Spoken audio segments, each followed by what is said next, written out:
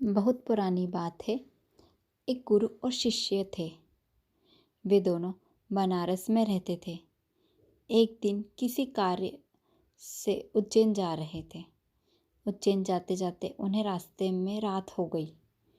चारों ओर घना जंगल था। अंधेरी रात थी। इस तरह रात्रि में जंगल में रुकना सुरक्षित नहीं था। रात होने पर भी दोनों चलते रहे। तभी उन्हें एक गांव दिखाई दिया। गुरु और शिष्य दोनों ही गांव में चले गए। गांव में उन्होंने एक झोपड़ी दिखाई दी। गुरु ने शिष्य से कहा कि आज हम इस झोपड़ी में रुकेंगे। गुरु और शिष्य दोनों झोपड़ी में रुक गए और झोपड़ी का दरवाज़ा खटखटाया। झोपड़ी में से एक गरीब आदमी बाहर आया और गुरुजी से उस व्यक्ति ने बोला, हम दोनों बहुत दूर से आ रहे हैं और रात्रि अधिक हो गई है। जंगल में रहना खतरे से खाली नहीं है, इसलिए हम रात्रि में यहीं रुकना चाहते हैं। वह व्यक्तिगत गरीब अवश्य था, किंतु दिल से बहुत नेक इंसान था। उसने सम्मानपूर्वक गुरु और शिष्य को झोपड़ी के अंदर बुलाया और उन्हें स्वादिष्ट भोजन करवाया और रात्रि में सोने के लिए बिस्तर भी लगा दिए। भोजन करने के पश्चात गुरुजी ने उस गरीब व्यक्ति से पूछा, तुम्हारा घर तो बहुत छोटा है, किंतु तुम दिल के बहुत धनवान हो।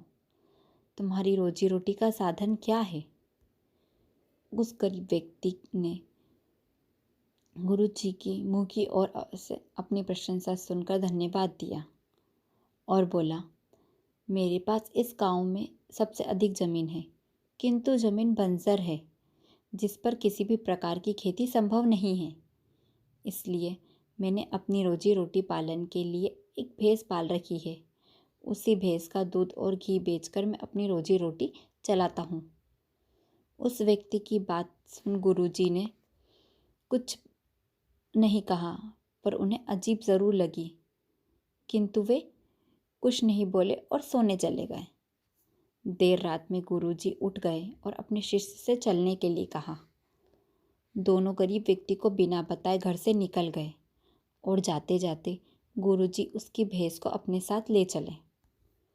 अपने गुरु का यह आचरण शिष्य को अच्छा नहीं लगा और वह बोला, गुरुजी, इस गरीब व्यक्ति के पास रोजी रोटी का यही एकमात्र साधन है।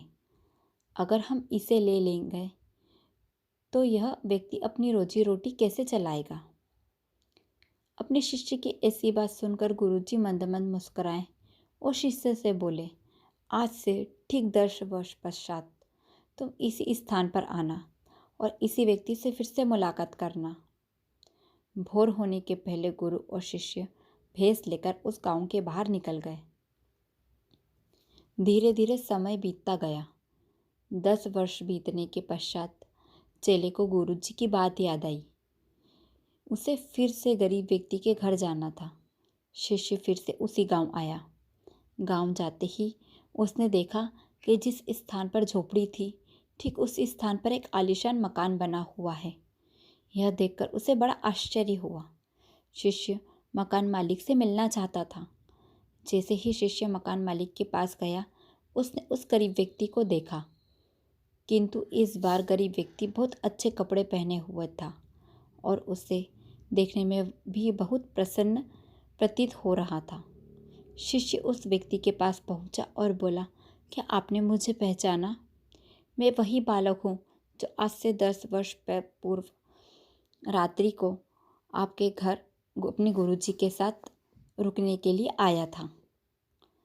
वह व्यक्ति झट से शिष्य की बात सुनकर उसे पहचान गया और बोला, हाँ हाँ, मुझे बहुत अच्छे से याद है।